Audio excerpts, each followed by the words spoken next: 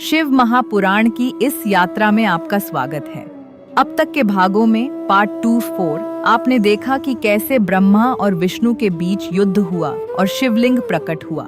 लेकिन आपके मन में यह सवाल जरूर आया होगा कि आखिर उस युद्ध से पहले ब्रह्मा और विष्णु कहां से आए, उनका जन्म कैसे हुआ।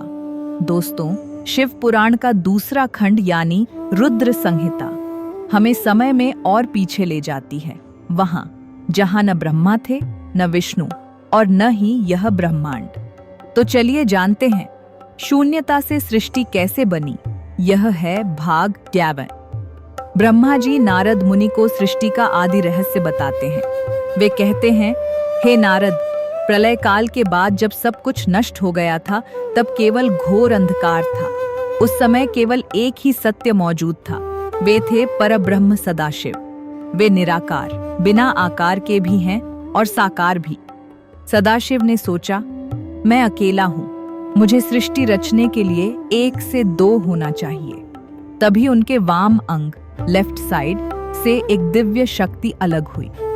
वह शक्ति साक्षात माता आदि शक्ति प्रकृति। सदाशिव ने उनसे कहा, हे देवी, हम दोनों मिलकर ही इस संसार की रचना करेंगे। इसके बाद शिव और शक्ति ने मिलकर एक दिव्य स्थान बनाया, जिसे आज हम काशी कहते हैं। शास्त्र कहते हैं कि प्रलय आने पर भी शिव जी काशी को अपने त्रिशूल पर उठा लेते हैं, उसका कभी नाश नहीं होता। वहां रहकर शिव और शक्ति आनंद मग्न हो गए। लेकिन फिर उन्होंने विचार किया, सृष्टि को चलाने के लिए हमें किसी और को जिम्मेदारी देनी होगी। तब शिव जी ने एक अद्भुत लीला रची।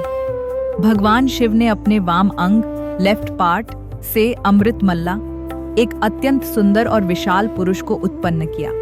वह पुरुष कांति में नीलमणि जैसा था, पीतांबरधारी था और उसकी 4 भुजाएं थीं।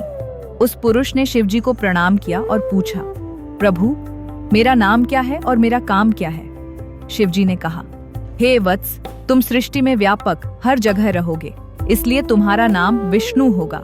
अब तुम उत्तम तपस्या करो।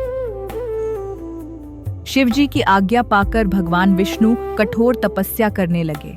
उनकी तपस्या और परिश्रम से उनके शरीर से जल की उत्पत्ति हुई। देखते ही देखते वह जल एक विशाल महासागर बन गया। थक जाने के कारण भगवान विष्णु उसी जल में शयन करने लगे, सोने लगे।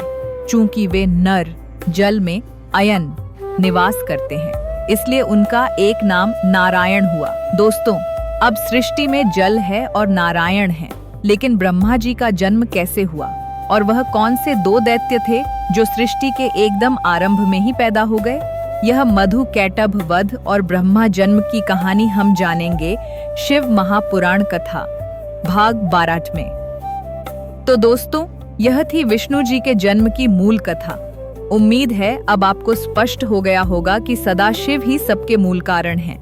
अगले भाग में हम देखेंगे कमल के फूल से ब्रह्मा का जन्म और एक भयंकर युद्ध। अगर आपको यह जानकारी अच्छी लगी तो लाइक करें और कमेंट में जय श्री हरि या हर हर महादेव लिखें। सब्सक्राइब जरूर करें। ओम नमः शिवाय।